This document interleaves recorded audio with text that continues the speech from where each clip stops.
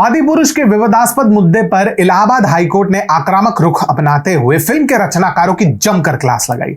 रामायण पर आधारित ओम राउत की इस फिल्म में जन भावनाओं के साथ जो खिलवाड़ किया, उस पर इलाहाबाद हाईकोर्ट ने इन्हें और सेंसर बोर्ड दोनों को लपेटा।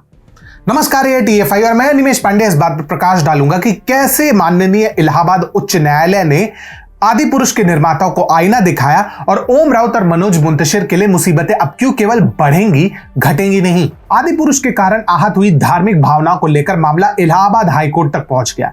इलाहाबाद उच्च न्यायालय ने आपत्तिजनक तरीके से धार्मिक पात्रों के चित्रण, विशेष रूप से भगवान राम और भगवान हनुमान का जिक्र करते हुए सहनशीलता के स्तर का परीक्षण करने पर सवाल उठाया। अदालत ने पवित्र ग्रंथों के साथ छेड़छाड़ के संभावित परिणामों के बारे में चिंता जताई और फिल्म के कथित अपमानजनक प्रतिनिधित्व पर अपनी अस्वीकृति व्यक्त की। अदालत ने फिल्म की सामग्री, विशेष रूप से धार्मिक पात्रों के चित्रण को संभालने के लिए फिल्म निर्माताओं और साथ ही सेंसर बोर्ड की तीखी आलोचना व्यक्त की।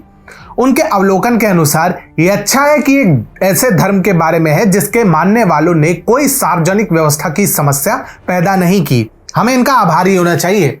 हमने खबरों में देखा कि कुछ लोग सिनेमा हॉल गए थे और उन्होंने केवल हॉल बंद करने के लिए मजबूर किया। फिल्म निर्माता के इस तर्क पर कि एक स्वीकरण जोड़ा गया कि फिल्म रामायण से प्रेरित है, न्यायालय की पीठ भड़क गई और उन्होंने कहा, क्या आप लोग देशवासी और युवाओं को बुद्धिहीन मानते हैं? आप भगवान राम, भगवान लक्ष्मण, भगवान हनुमान, रावण और लंका दिखाते हैं और फिर कहते हैं कि यह रामायण नहीं है। धर्मनिरपेक्ष लोकाचार के एक व्यंग्यात्मक संदर्भ में इलाहाबाद हाईकोर्ट ने अन्य धर्मों के पवित्र ग्रंथों के साथ छेड़छाड़ के परिणामों का भी उल्लेख किया। अदालत ने केंद्रीय फिल्म प्रमाणन बोर्ड यानी CBFC को भी नहीं बख्शा और विवादास्पद संवादों और पात्रों के आपत्तिजनक चित्रण को पर्याप्त रूप से संबोधित किए बिना आदिपुरुष को प्रमाणन देने के लिए बोर्ड को फटकार लगाई। न्यायमूर्ति राजेश सिंह चौहान और न्यायमूर्ति श्री प्रकाश सिंह फिल्म द्वारा उठाए गए मुद्दों के प्रति CBFC की उदासीनता की ओर इशारा किया और कड़ी जांच और हस्तक्षेप की आवश्यकता पर जोर दिया। लाइव लॉ की रिपोर्ट के अनुसार न्यायमूर्ति राजेश सिंह चौहान और न्यायमूर्ति श्री प्रकाश सिंह की पीठ ने टिप्पणी की कि CBFC को फिल्म को प्रमाणन देते समय कुछ करना चाहिए था। जो सौम्य हो उसे क्या दबा देना चाहिए? क्या ऐसा है? यह अच्छा है कि एक ऐसे धर्म के बारे में है जिसके मानने वालों ने सार्वजनिक व्यवस्था के संदर्भ में कोई समस्या पैदा नहीं की। हमें इनका आभारी होना चाहिए।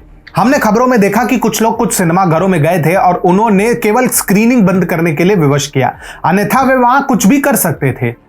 अगर हम इस मुद्दे पर भी अपनी आंखें बंद कर लेते हैं, क्योंकि ऐसा कहा जाता है कि हिंदू बहुत सहिष्णु है, तो क्या इसका मतलब यह है कि उनकी सहनशीलता की परीक्षा लेती जाएगी? इस दलील पर कि कुछ संवादों को बदल दिया गया है, पीठ ने बोला, केवल इससे काम नहीं चलेगा। आप दृश्यों का क्या करेंगे?